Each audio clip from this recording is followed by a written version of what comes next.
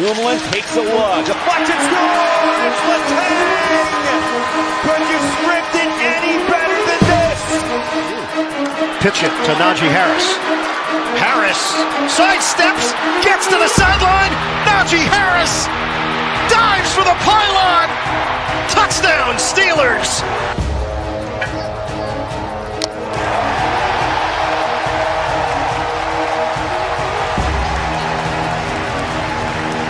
I don't think I expected anything less.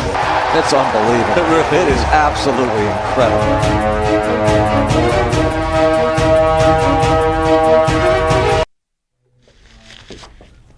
Welcome to another live edition of Pittsburgh Sportsline in the BPTV studio, right here in the Municipal Building, 5100 West Library Avenue.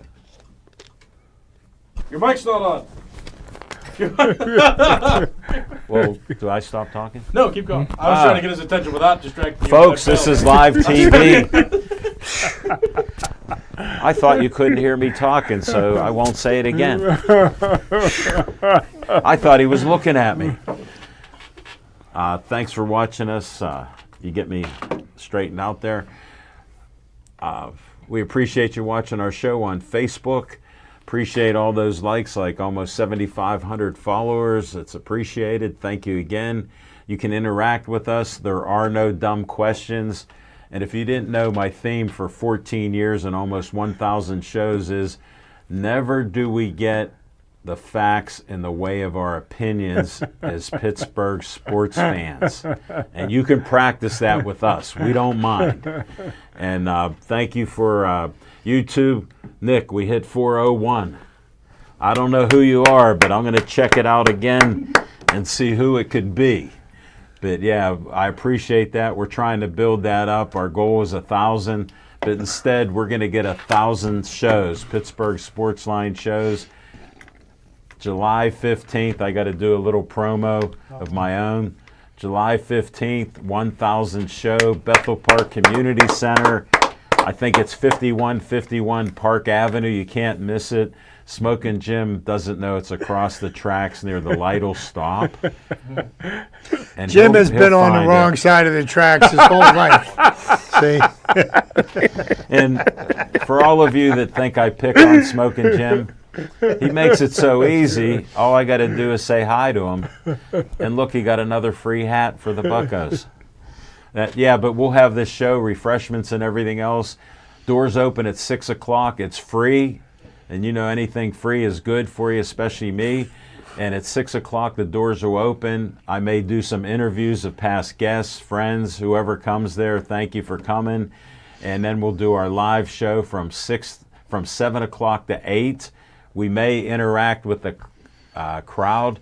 I'm even thinking, depending on Nick or somebody else running mics, if we can run a mic out to where the people are, we can let them ask Smokin' Jim questions. And why don't we have Nick set up a drone with a mic hanging off of it? Wow. He can hover over people. Wow. Well, that won't end it badly. We might have to have Dave Cable come in with a drone, and I like the idea. We might do that. We'll use all the technological things we have. It'll be live stream.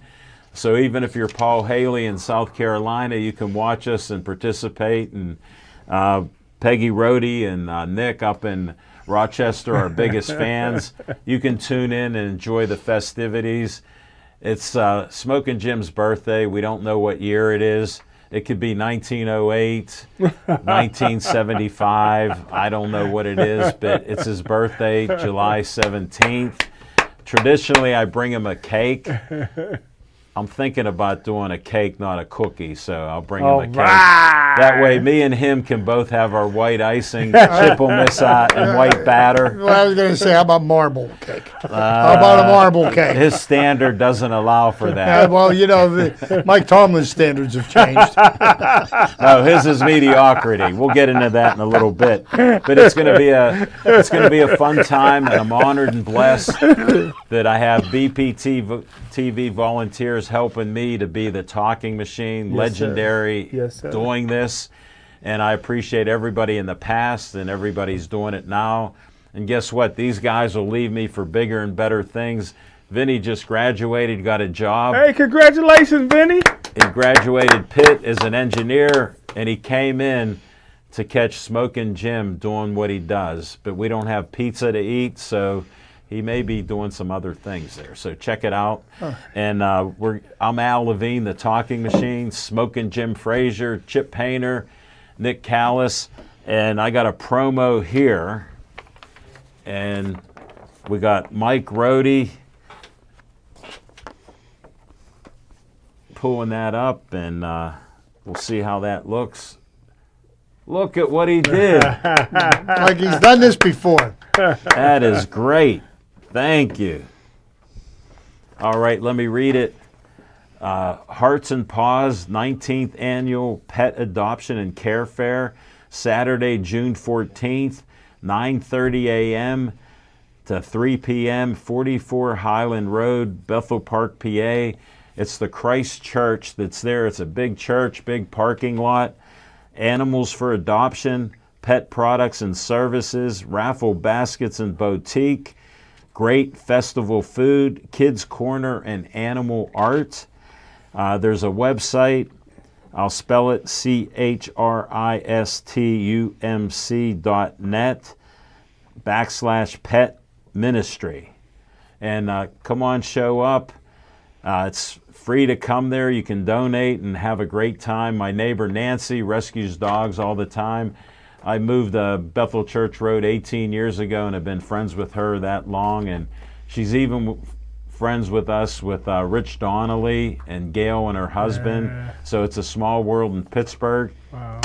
Watch these promos. Check it out. See you in a few. My name is Nicholas Callis, and this is the Bethel Park Minute. The Bethel Park regular council meeting takes place this Monday, June 9th at 7:30 p.m. Stay tuned at the end of the meeting for the State of the Municipality annual report, which will be presented by Mayor Jack Allen. And as always, the meeting will be broadcast live on municipality socials, and it will be broadcast live on BPTV Public. The Bethel Park Splash Park is open daily from 11 a.m. to 7 p.m. Memberships are available now at the Community Center. Day passes are available at the Splash Park. You can check Recreation socials and the flag in front of the park for weather-related changes to hours of operation. The flag up means open. Flag down means closed. The award-winning Bethel Park Farmers Market takes place this and every Tuesday through September from 3 to 7 p.m. in South Park on Corrigan Drive next to the ice rink. Bethel Park is now hiring crossing guards as well as the wastewater treatment plant superintendent. Please go to bethelparkpa.gov and find the careers page for more information and to apply.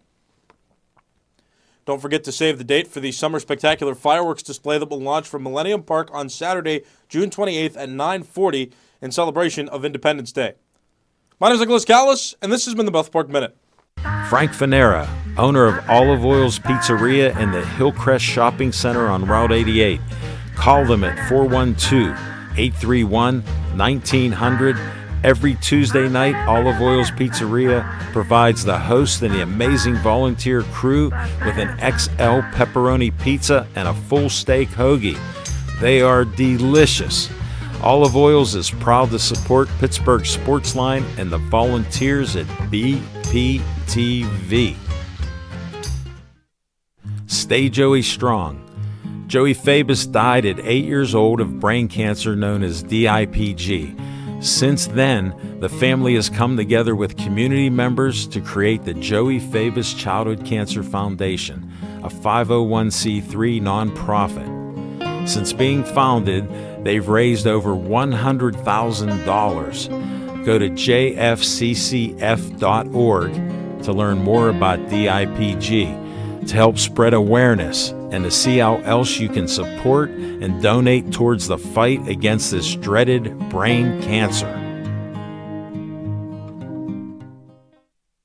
Always Be Smiling, a 501c3 designed to help children and families in need of kidney transplants. The B stands for Bennett, whose memory is embedded in this organization by his parents, Kristen and Dean.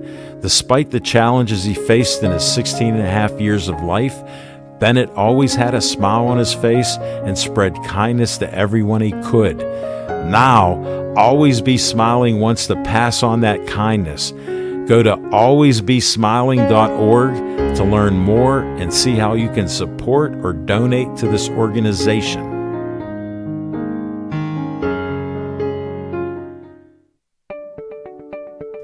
The Bethel Park Community Foundation has money for you.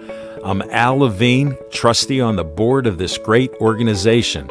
The BPCF focuses on raising money to provide scholarships, grants, endowments, and more. Grant requests are available online from $100 to $5,000. You can also attend fundraisers or donate. Go to bpcf.org to get more information and to stay up to date on upcoming events. The Bethel Park Community Foundation, focusing community resources, building for the future. The Bethel Park Historical Society is a 501c3 that serves Bethel Park. The Historical Society operates out of the Schoolhouse Arts and History Center, located at 2600 South Park Road. Look for the red and white trolley right out front. Reginald's Coffee is inside, and I've heard it's the best coffee around. To visit this great historical venue, email historicalsocietybp@gmail.com.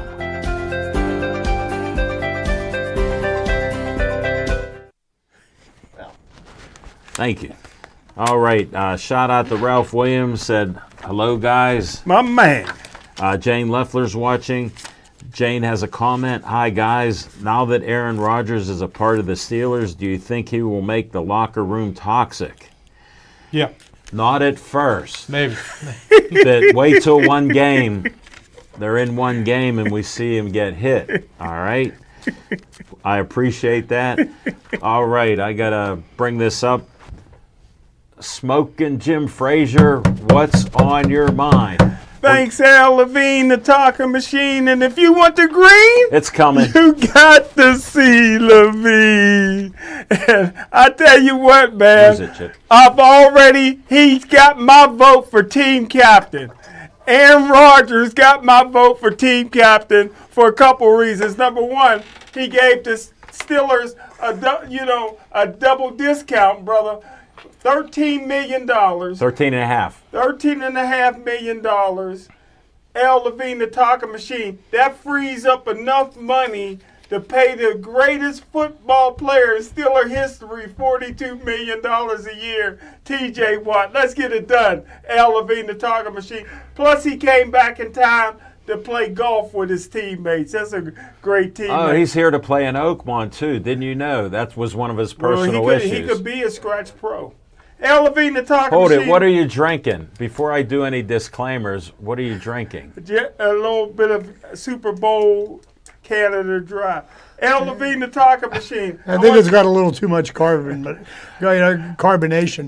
Is that just ginger ale? I want to talk about 5'5". Go ahead. 5'5". Listen, there's a guy that played at the same high school that Grunk played at called Scoop Smith. He's only 5'5". Woodland Al Levine, Hills. the talking machine. Woodland Hills. And this guy is not only two-time 100-meter dash champ, quickest starter ever seen. He only has two offers, Maryland and Toledo. He's probably going to pick one this week. University of Pittsburgh's not coming now, Levine, the talking machine. He's the best 5'5" guy I ever seen since Lou Biondi played back in the mid-'70s. Al Levine, the talking machine. With Biondi Lincoln Mercury. Yes, Biondi was my hero. Al Levine, the talking machine. And I tell you this, he may be small in size, but he mighty otherwise. Al Levine, the talking machine. I like that. These are guys that the University of Pittsburgh misses out on. You can throw him a bubble screen and 90 yards later he's in the end zone. How about Desmond Reed? One of the best backs Pitt ever had since Tony Dorsett, 175 pounds, 5'7". How about Darren Sproles, 5'6", played a long time in the NFL, played well.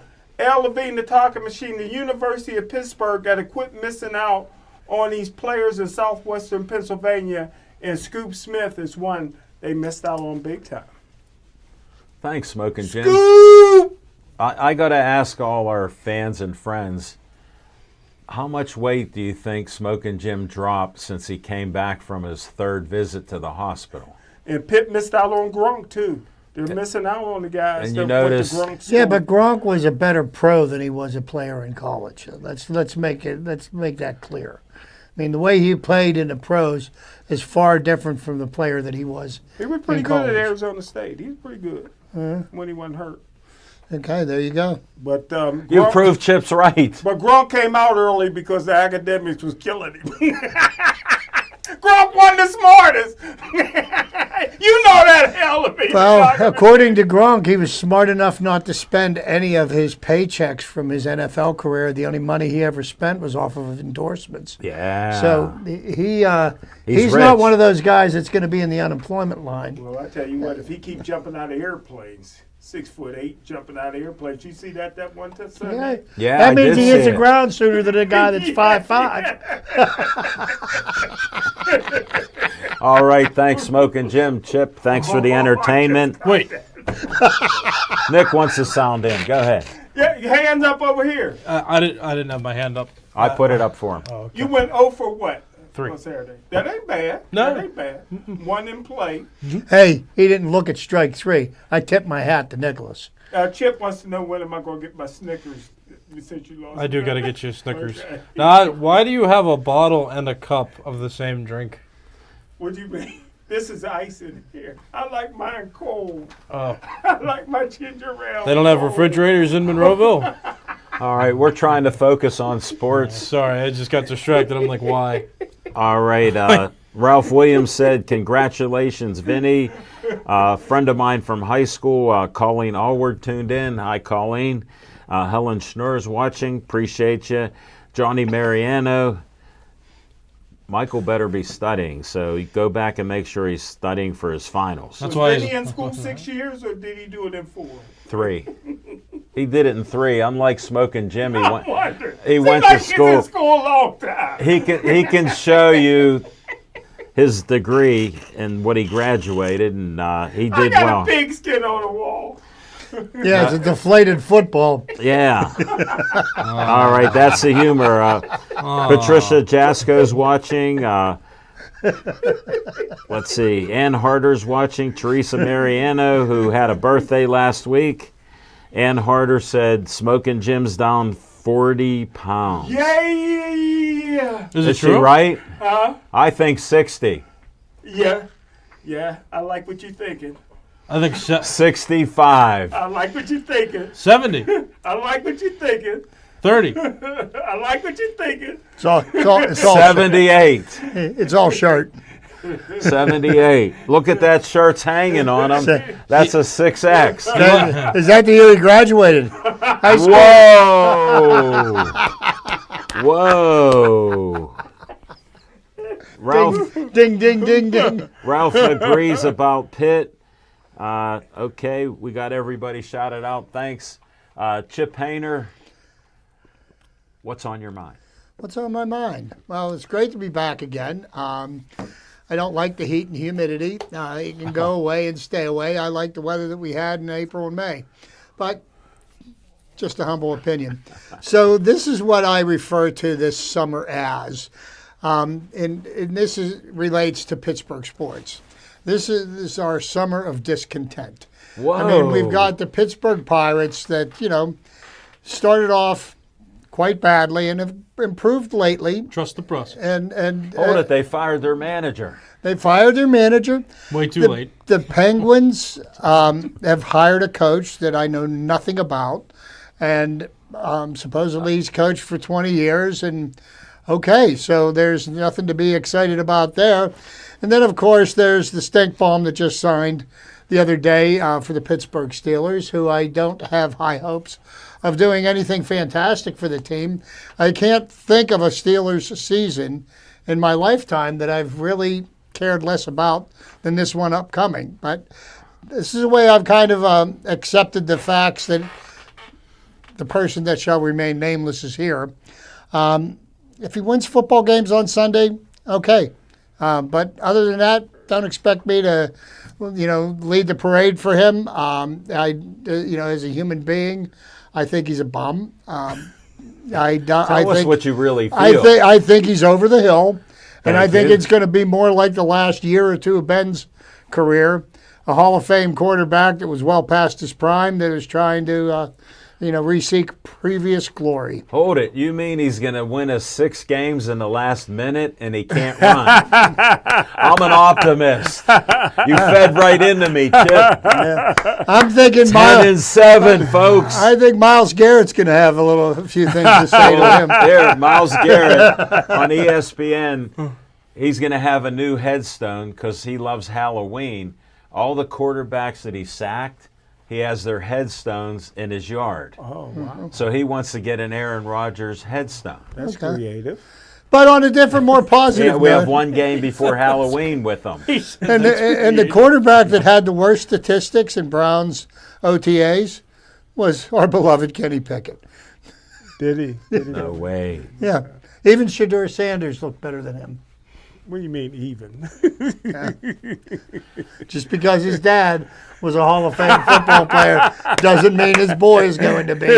I just think of LeBron James and Bronny. Yeah, good point. Okay. Good point. Wow. Chip, you're on fire He's on tonight. fire today. But that's what's on my mind. Hey, thank you, Chip. Another friend of mine's watching, Susan Lauterbach. Thanks for tuning in. Hope you're still working out with John Dennis nearby in Bethel Park. So we appreciate you. All right, Nick Callis, what's on your mind?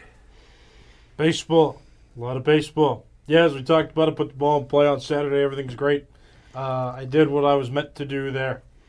Went up for 3 though. Yeah, it was all right. I made an error at second base. I did what I was most afraid to do. It's terrible. But we raised $7,000 for Riley's Poorhouse, and that's what matters. They're a great place. Yeah, they're coming back. And all of our jerseys were auctioned off for people to buy. What was your signed number? Signatures. Mine went for $90. It was the second highest bid.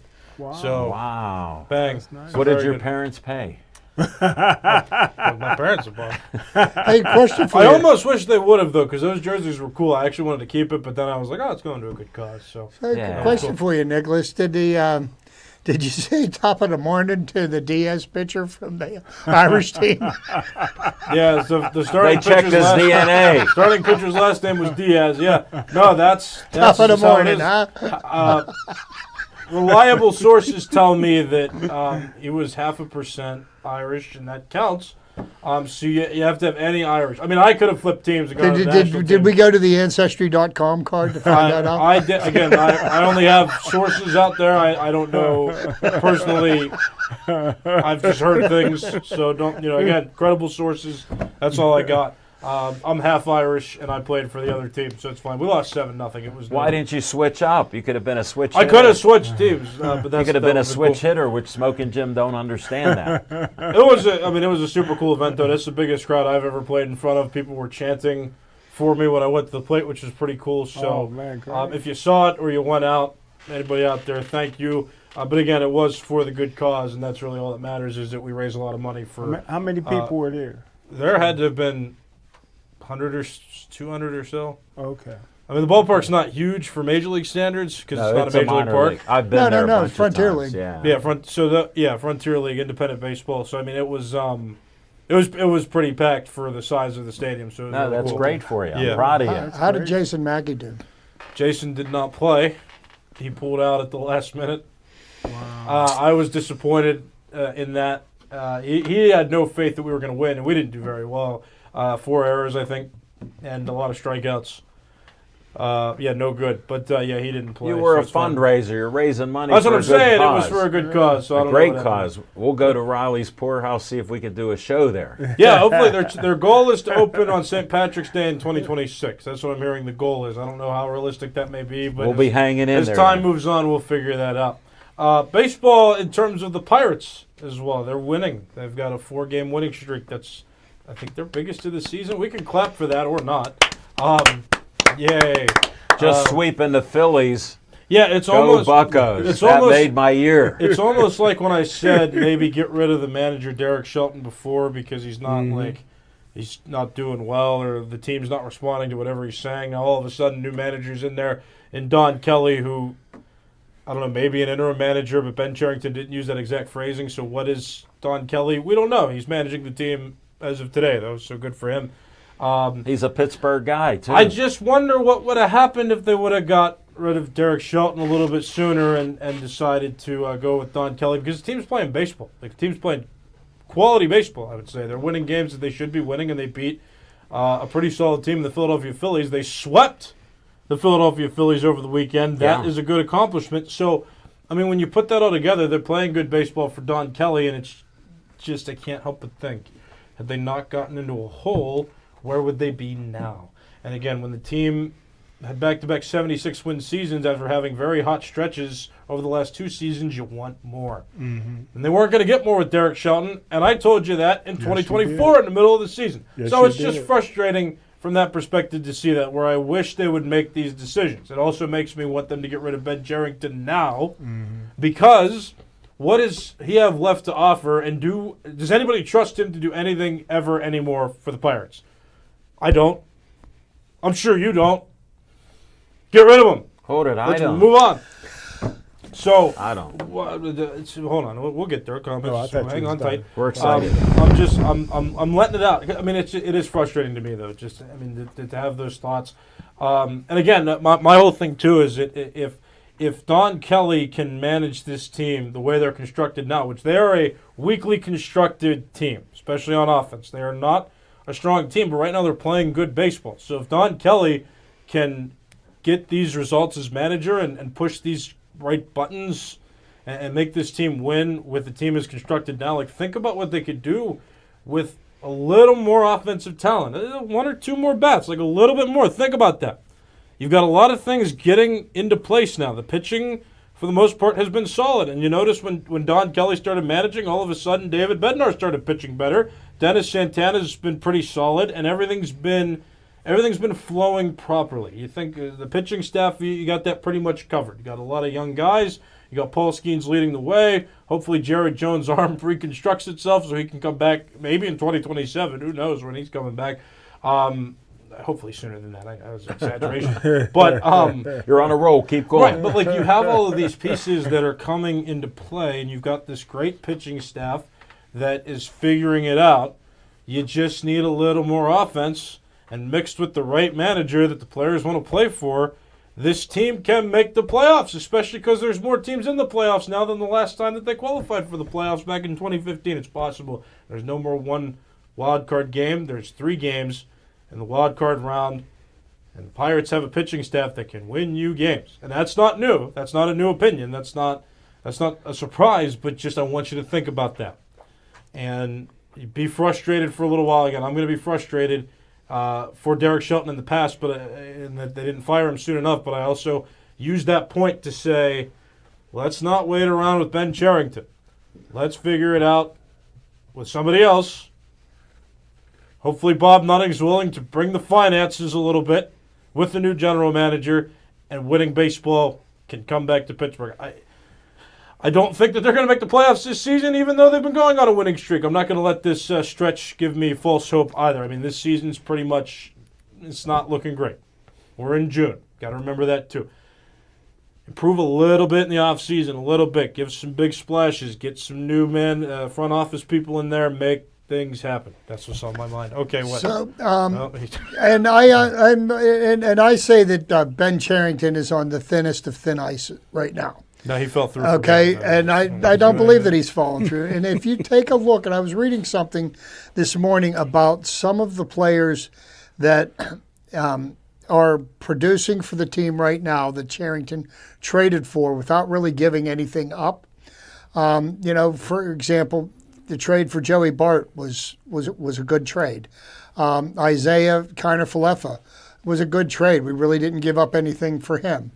So I think it's incumbent upon Ben Cherington that there are pieces that we have right now, and I'll name one right off the top of my head, Andrew Heaney, who I believe would be great trade bait. He's a quality left-handed starting pitcher. They should be able to get a major league talent, hopefully some type of a bat, because the Pirates are pitching heavy, especially in the minors. They've got Bubba Chandler they could bring up, so they could lose a starting pitcher and really not, be any worse for the wear. So I think the moves that he makes between now and, say, the end of July are going to dictate whether or not he stays. And I think that there is an outside chance that if he plays his cards right, he could earn himself another year. But I personally don't see him being here past the end of the year.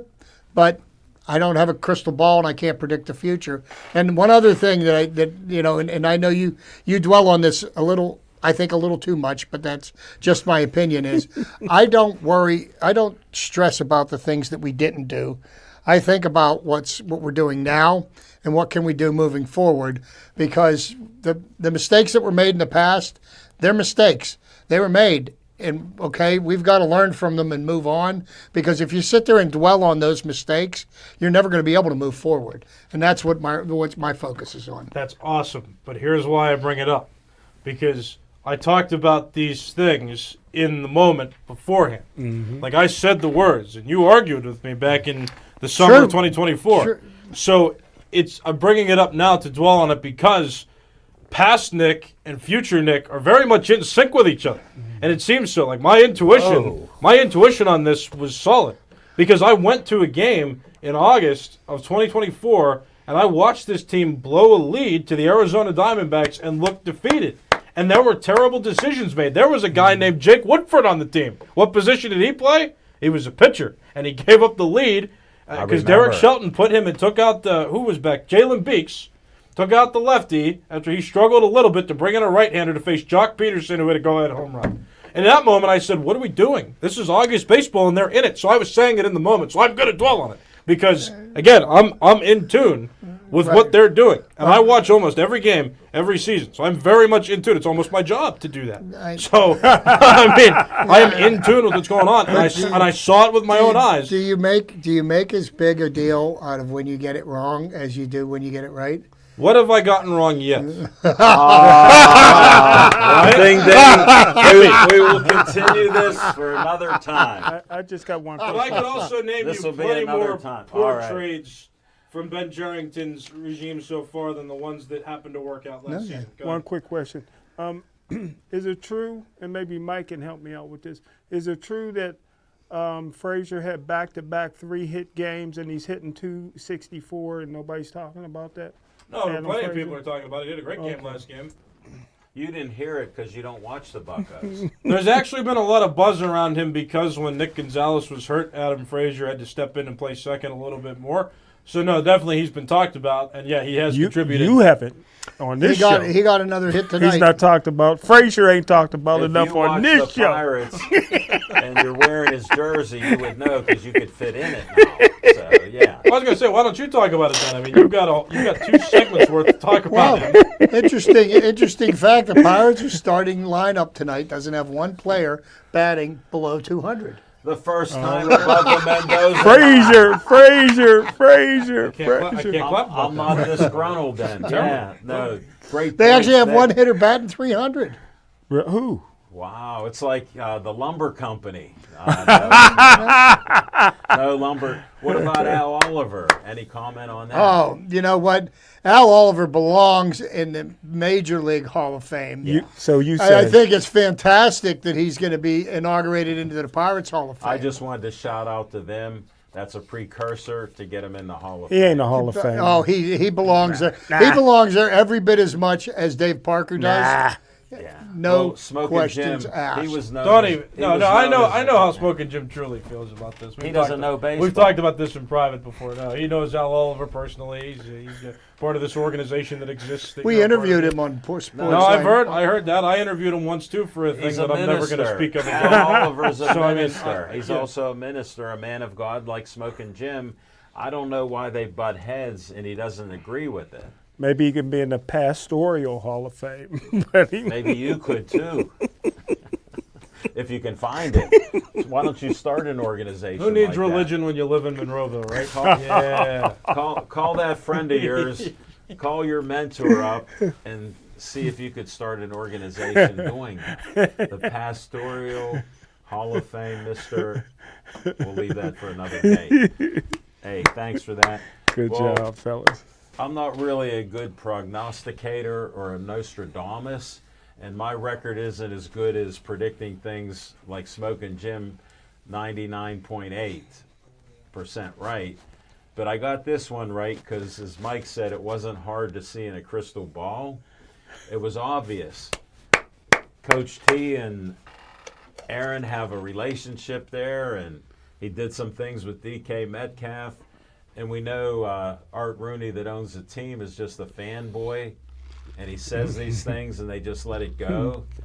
And we played the game that we weren't going to let him go that long, and I said it'll be preseason before he comes. He doesn't want to go all these things, so I was slightly right because he's at our mini camp now. And he's friendly, he spoke well, he's getting along with everybody, and I'm waiting till the first hit. Because look at the last time he got hit and his Achilles blew out. You know he has another stronger No, he didn't even Achilles. get hit. No, but he blew out the Achilles. So Yeah, I was before- giving him yeah. the benefit of the doubt.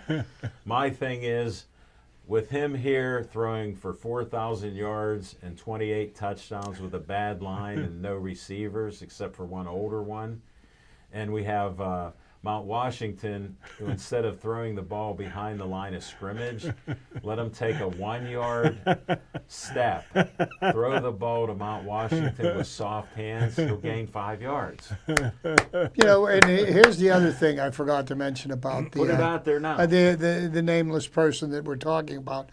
You know, so the Steelers hired him, signed him to a 1-year contract, and for all of the Mike Tomlin haters, they should be celebrating because they brought a coach killer onto the Pittsburgh Steelers.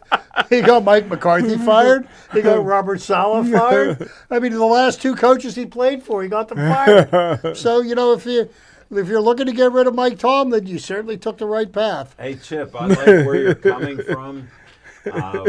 We understand how he is, and he got married, and he won't say who he got married to, and he had personal things. So I guess it was the marriage, and we don't know who he got married to. So we got a lot of interesting Nor things do we about care. him. Right. But my thing is, Remember when he was dating Danica Patrick? yes. What a great time. I Oh, the remember. race car driver. Wow. Yeah. I She didn't have some very flattering things to say about him. No. Not a good word. No. Not a good word. Really? No. No. Let's just say we'll keep it off the air. Look at his face. But the He doesn't know. But the answer is no. Smoking Jim, I saw some of her interviews. They weren't very good. But Smoking Jim has 1,000 and more counting sweeties, and they all love him. Yay! So that's still alive.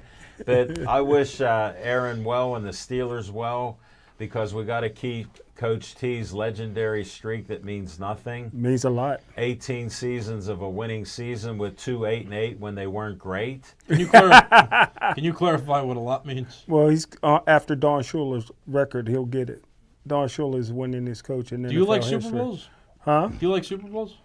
Do I like Super Yeah. Bowls? I like teams, competitive teams. I don't can't like. answer yet. I don't Yeah, no, like. that's good. I don't like teams that's in the Guinness Jim, Book of World there's a Records yes for or no. losing. I don't like cursed No, teams there's- like the let Penguins. me clarify. Yeah, you're just saying words now. We don't You're like just- we don't like to pick on Smoking Jim, but he goes down these rabbit holes because now he's so small he can fit in Bugs Bunny hole, and he couldn't answer the question yes or no. I like playoffs. Like I like Super Bowls. When Smoking Jim predicted with Russell Wilson, who won a Super Bowl because he had the best defense and he was in a fixed game when Beast Mode didn't get a ball and he threw a 1-yard interception. And then we had Justin Fields that can't throw and can only run. And he got how many millions of dollars to play for the Jets? So we're going to keep the streak alive. Yes. Aaron Rodgers gets us to the playoffs again, which we're normally with there. We're Best team in Pittsburgh. We're 0-8. And I don't know whether I can give the prediction. I'll have to wait and see because they're not going to the Super Bowl. You think the Steelers are the best team in Pittsburgh? Oh, they're the only team in Pittsburgh. The Pirates are 4-0 in their last 4 games. How about that? Well, Go Buccos. They won't make Bang. the playoffs. Penguins won't make the playoffs. Rodgers would have never won a Super Bowl if it wasn't for Roethlisberger and Mendenhall handing it to him. Good point. Good point. And for Good point. Troy Polamalu being an inch too short and having a touchdown pass thrown over him. Yeah, you know what? I disagree. But that kills me. You know, Roethlisberger lost that Super Bowl, and with the help of Mendenhall. But people love Roethlisberger, and they look at him like he's the savior. The last 12 years of his career, he really didn't do anything other than put up statistics in the regular season. He was a stat man. Who? Roethlisberger. Oh, my goodness. We're going a little off subject for you. That Smoking Jim thinks Big Ben's one of the best quarterbacks. Erase the in tape Pittsburgh. on that. I don't want Chip to be held Over to how many that. seasons I are don't you want talking Chip- about? I I mean, don't want Chip to be held to that. 2010 on. what? What are you talking my. about? What are you talking Oh, my. What he's saying? How many championships did he win? He didn't That's mean not, I mean, they were None. You had from 2017 forward, it was no good. But when they were in the playoffs, up until the season they lost to the Jaguars, you had a feeling they could win the Super Bowl, and that's what I measure a lot of success by. Like you thought they had a realistic shot. But they didn't. No, they had a realistic shot. They were in the how many Okay. AFC championships? What's the difference if they had a realistic shot, if they either did or they didn't? It's Okay, not- how many years have you had faith that the Steelers are going to win the Super Bowl from like 2018 forward? Right, you thought they made the playoffs, not a chance. There's a difference. Ben played well enough for them to be good enough to win a Super Bowl, which does mean something. But he didn't. Right, but again, you can't see the future. I can't see the future. We just established that. All right. You didn't know at the time that they were going to lose, and that's the point. My timer went off for the Chip and Nick show. Again, second time during this, so we're getting close to 1,000. We're setting new records each show. So I appreciate both of you. I'm not a fan of his, and No, you made it quite clear. and I haven't been for a long time, and that's okay. I mean, people Yeah. that want to be a fan of his, that's their right. Hey, that's your choices. And like I said, what we talk about, we never let the facts get in the way of opinions. This time we have facts and opinions. You be the judge. We're going to one of our favorite segments by the Sweeties and me, Fiction and Fact from Smokin' Jim's Almanac.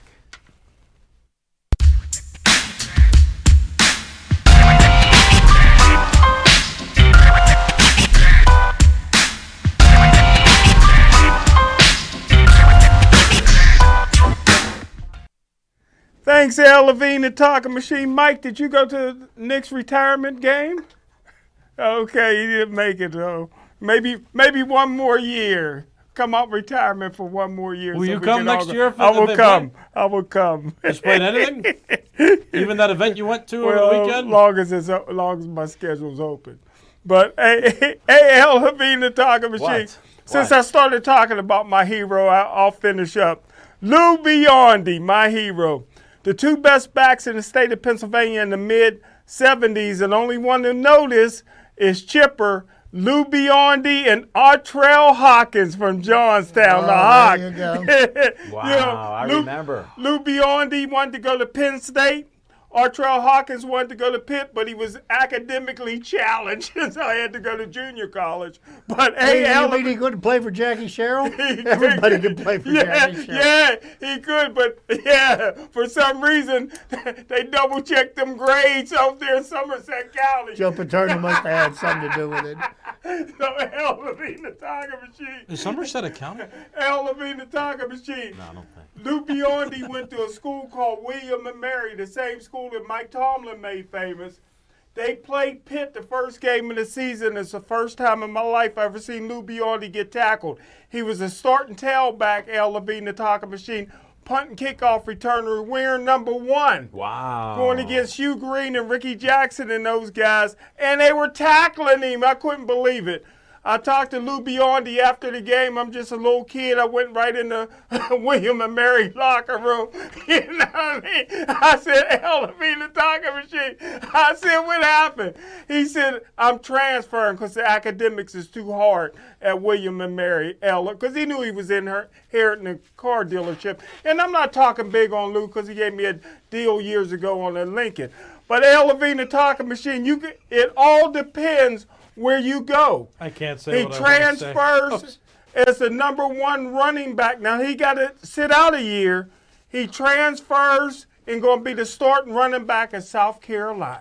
Wow. South Carolina recruited a guy nobody ever heard of here in Pittsburgh by the name of George Rogers. Whoa. George Rogers went on to win the Heisman Trophy. George Rogers went on to set the NFL rookie record, 1,674 yards before Eric Dickerson broke it. It's still the second all-time record for a rookie.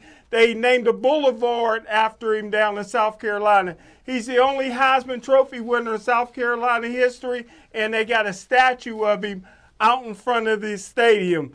Lou Biondi went there to be the starting running back at 5'5", but they recruited a guy who ever heard of George Rogers, ended up being a legend. But Lou ended up being team captain as a defensive back, played safety, and Lou could hit. L. Levine, the talking machine. Oh, he was a safety, not a cornerback? Huh?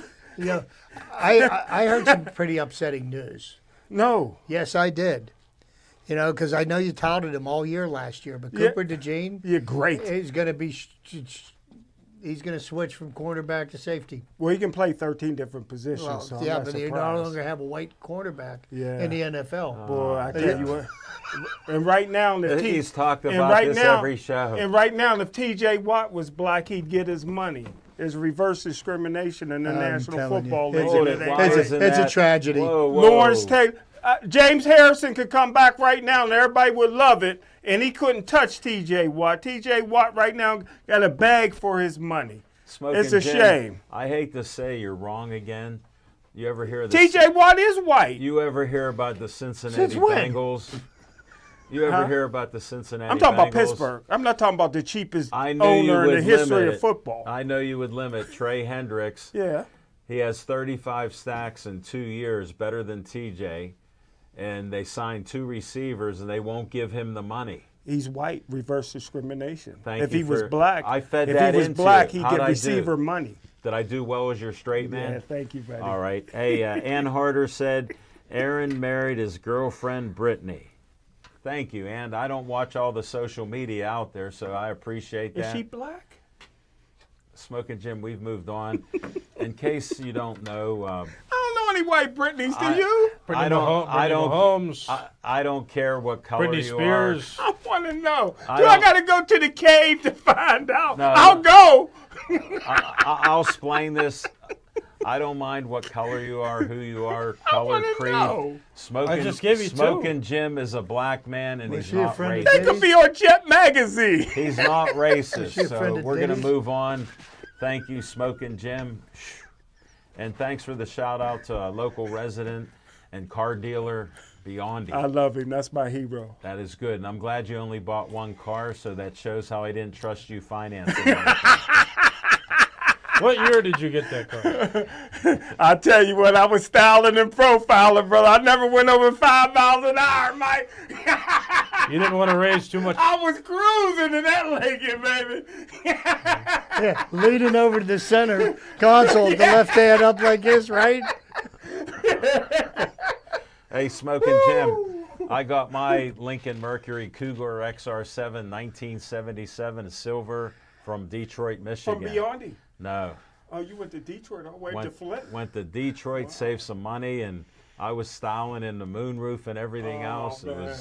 It was tricked out As there. dark as you get, too. It had white walls and Remember how everything dark else. you used to get? I know the pictures. Check them out. All right. Chip Hayner, 10 seconds for your trivia time. Now.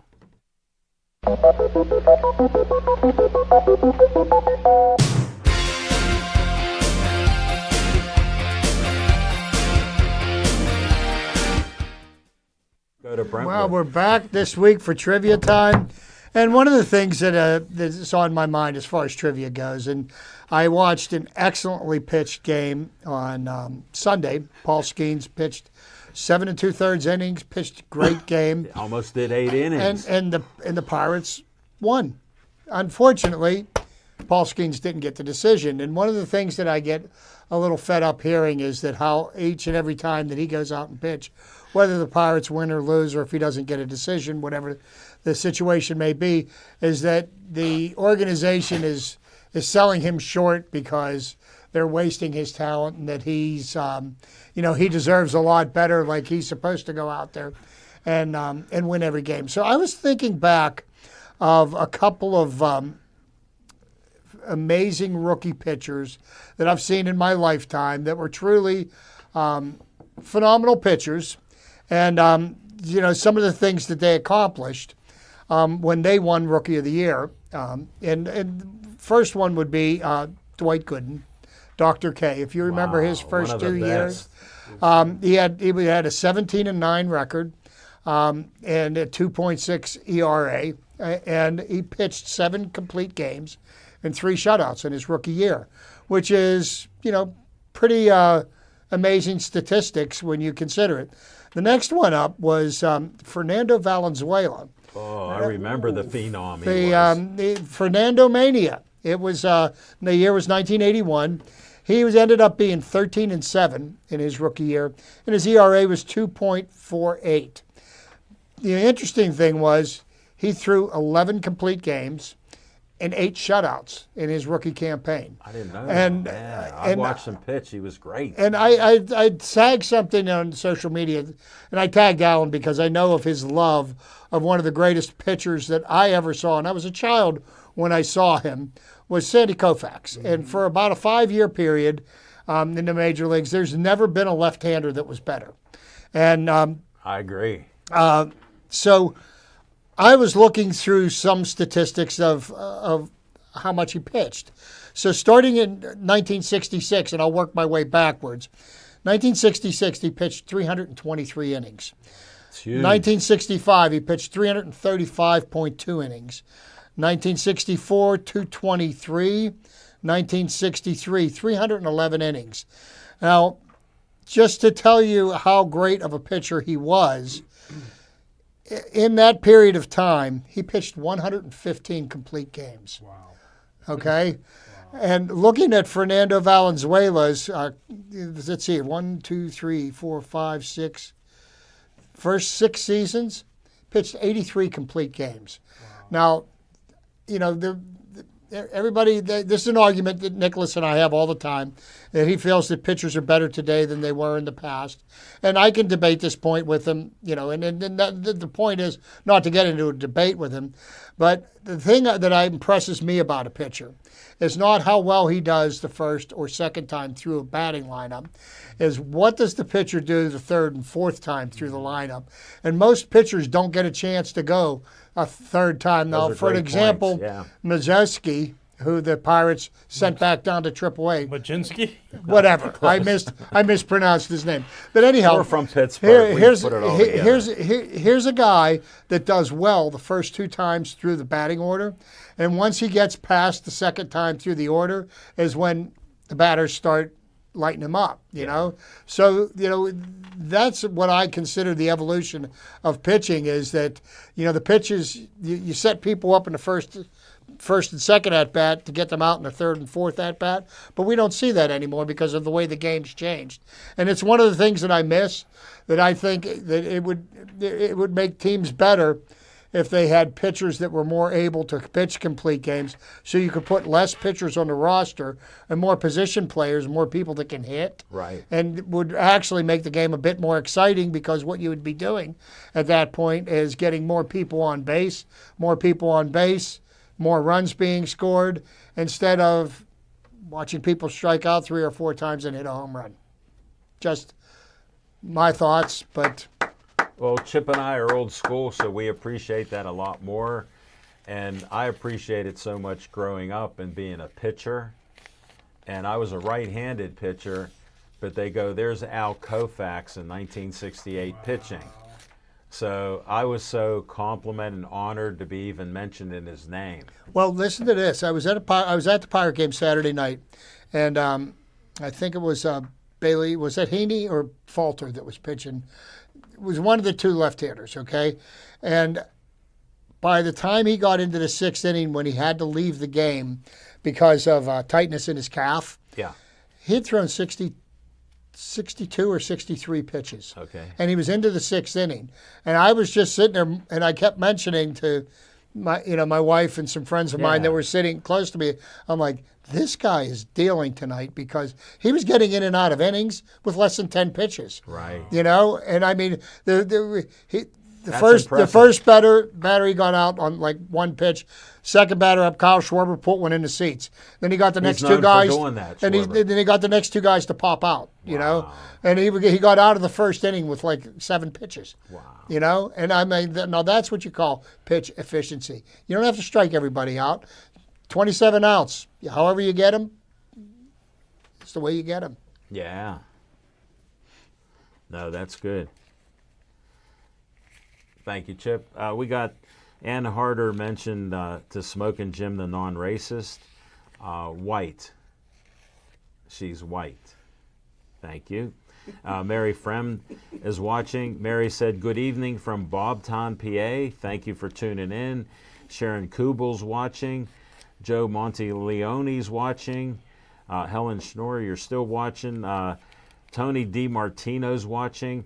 I had a catcher, a DiMartino, and I forget his name. He caught me in Pony League, and he was a very great family there, and right from Green Tree, so appreciate you guys. And we're going to move on to Nick, VIP time, 10 seconds.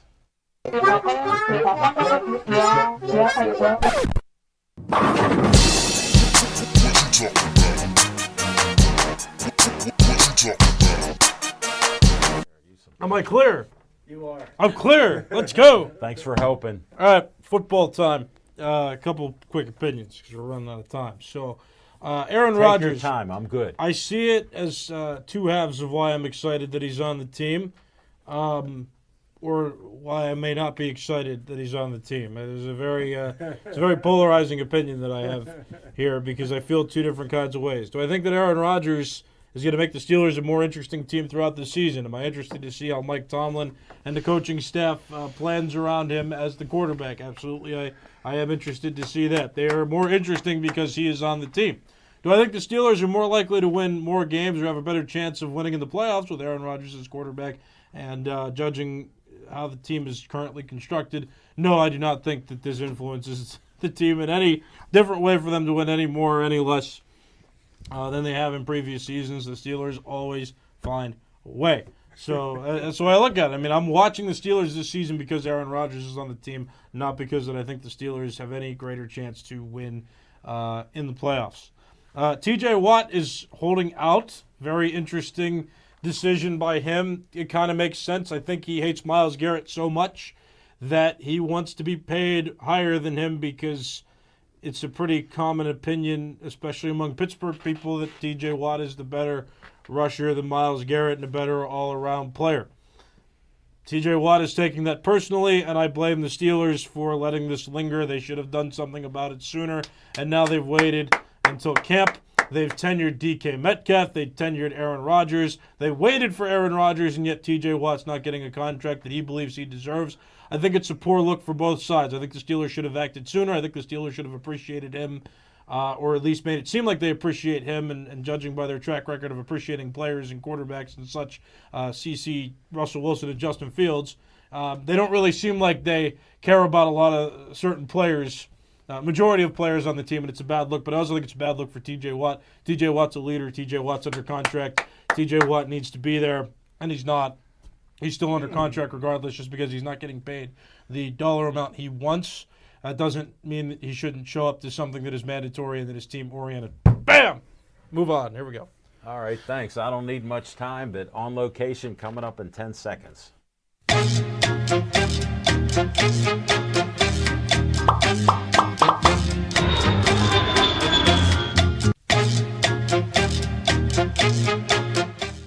No On Location except for the 1000 show, July 15th. Be there at 6 p.m. Bethel Park Community Center. Easy to find. Stay Joey strong.